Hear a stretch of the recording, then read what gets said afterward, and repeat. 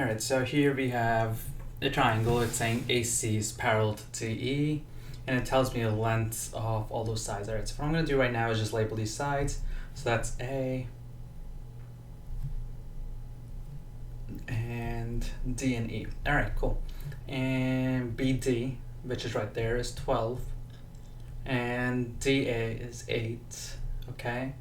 And BE is 15. Question is saying what is the length of segment BC, and BC is that whole thing right there. Okay. See how it's saying DE is parallel to AC? What that implies is that that angle and that angle are the same. Okay. Now if these two angles are the same, see how there's two triangles within this? There's that small triangle which is DBE, and then there's this big triangle ABC. What I'm going to do right now is I'm going to separate those two triangles out. So let's say that here's this small one, and let's draw the bigger one too. So this might not be perfect, but for now I'll get the job done, right? All I've done so far is just separated out the, oops, get away from me. Alright, there you go. This thing gives me a little trouble sometimes, but alright. This is D, that's B, and that's E. See, that's the small triangle that I just pulled out. And this is that big triangle ABC. The reason I'm doing this so you can exactly see what's happening. Now, the length of DB was 12. Remember, the length of AD was 8. So that means that the length of AB is 20. And then the length of BE is 15. And at the end of the day, the question's asking for the length of BC.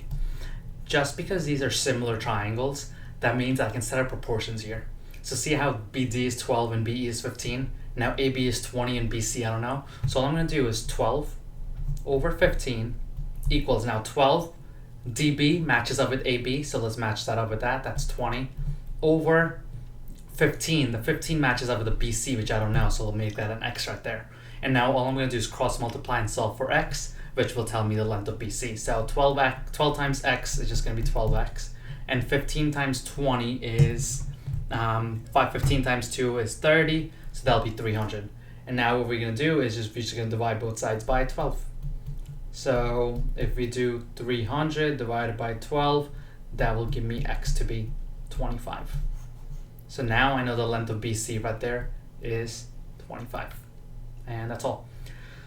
So these are similar triangles. Problems like this, if you see them on the SAT, think of this. Think of the congruence, think of similarity. That's what they're testing on. So if you have to think twice about it, just cram this in. Just cram this in. You're going to be setting proportions up.